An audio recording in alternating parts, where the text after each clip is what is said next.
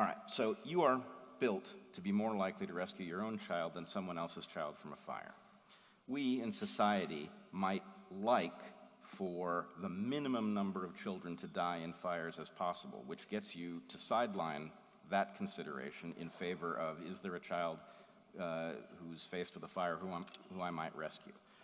Religions do exactly this restructuring of values because they say something like, actually, your goodness in risking your own life to save that other child from a fire is observed and it is calculated, and you will be rewarded for it in some way. That's one possible benefit of some religions, right? Good. And again, so you put that on the balance, but I have a lot to put on the other side of the balance. Sure you do. Right? I know you've got a never-ending list. Look, right. I want to. Well, that's what I'm trying to point out to Jordan here, which he actually acknowledges, which is that he's got a big stack of good things that come from this heuristic, but he's also acknowledging but this is actually this is our core disagreement here, which is however the balance is going to swing.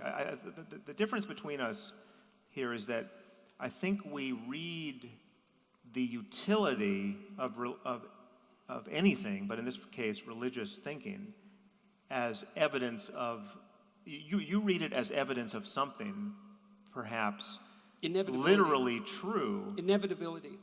Depends on what you mean by literal. Yeah, so and I view that as a kind of version of either the genetic or naturalistic fallacy, that it's just like, whether it's useful now here for us, it doesn't argue that it's the best way of getting those good things. I mean, my argument here is that religion gives people bad reasons to be good where good reasons are available. Okay, right? and that's a problem, right? Right. And because good reasons scale better than bad reasons. And I think we can even if you take the case where religion is clearly useful in a life-saving, utterly benign way, in virtually all of those cases, I think I can get you there by some other way without the downsides. Attachment is born of having it drummed into them by their parents.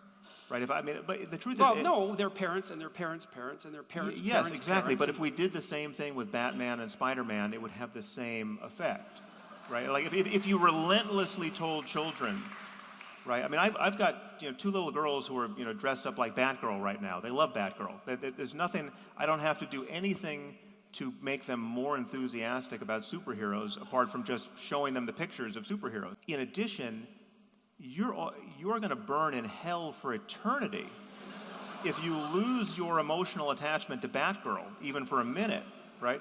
Well, then it's going to be Batgirl for the rest of their lives. Especially if the entire culture is doing likewise. And again, this is as Brett pointed out already, a bad tool is better than no tool at all. And if Batgirl is the closest approximation to a divine figure that you can conjure up, it beats the hell out of none at all. And if Batgirl didn't partake of certain archetical structures, no one would give a damn about Batgirl. Okay, I'm going to Spider-Man and Batman I'm going to spare play you. Play a role in the culture. All right. Because look, Hold it's on. not accidental. It's not accidental that superhero stories have a structure.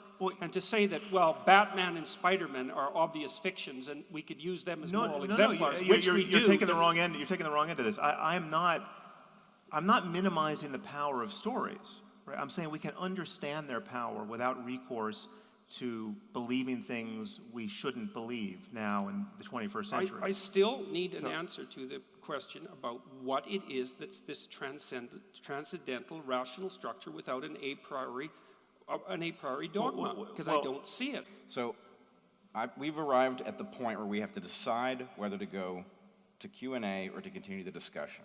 While you all are thinking about that, I would like to level a challenge to each of you, and then I will poll the audience and see what they think about Q&A. Okay, so Jordan is arguing to you